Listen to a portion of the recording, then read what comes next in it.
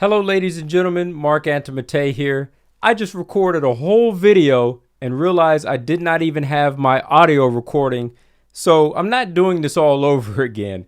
I got my B-roll footage from the previous video that I did in which I didn't record the audio, so I'm just going to do a quick video now and I'm going to tell you guys about some external hard drives. So over the course of, let's say, about 15 years, since 2008, I have accumulated a total of about 15 external hard drives. A majority of those are mechanical hard drives, and I have 4 hard drives that are SSD with no mechanical moving parts on the inside. The very first external SSD that I bought was from SanDisk, and that one works absolutely perfectly. That's plugged inside my PlayStation 5 right now, and I don't want to take that out, so I can't show it to you.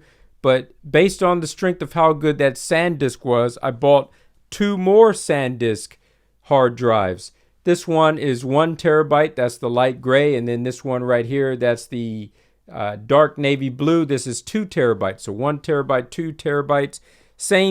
Same read and write speed on both of these, which is up to 1050 megabytes per second. The only problem that I have with these, as good as the first SanDisk SSD runs, which is connected to the PlayStation, that one never disconnects from anything.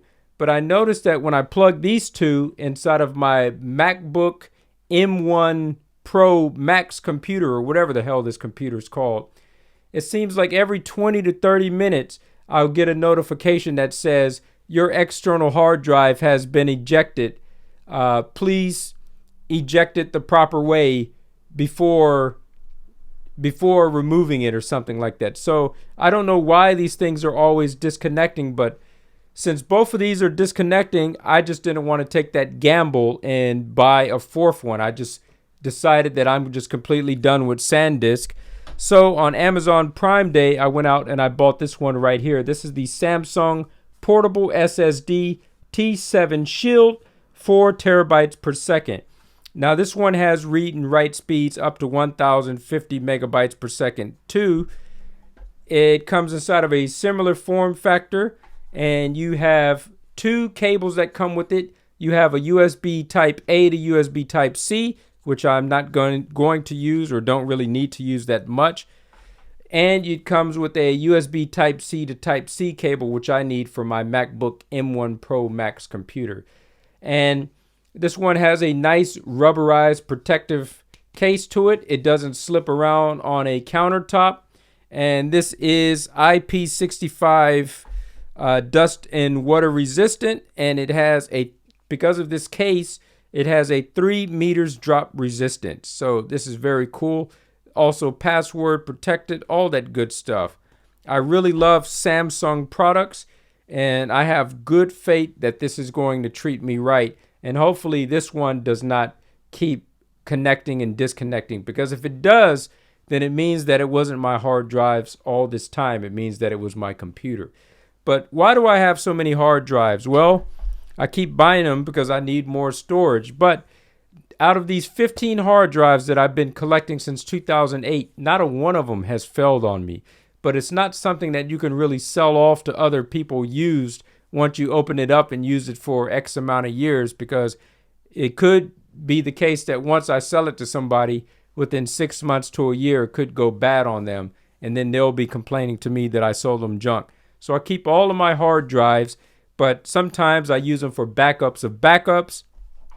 Sometimes I might only have just movies on it. Sometimes I might only have my photography work on it. Sometimes I might only have my graphic design work. Sometimes it might just be a business hard drive only, or sometimes it might be a backup of multiple things on there. So you can always use more hard drives. And like I said, I have one plugged into my PlayStation 5 right now.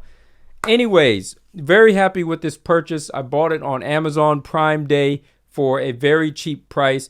This is the most terabytes that I've ever bought for inside of an SSD, and for the cheapest price that I ever paid for it. So I'm looking forward to this thing treating me right.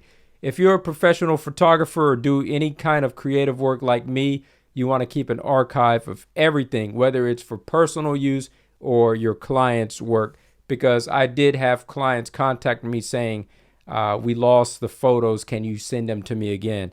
And I say no problem, because I have everything backed up on here. Anyways, I'd like to thank you guys for watching. Salute to you wherever you may be out inside the world. And as always, you guys know what to do. Keep it classy. I'm out.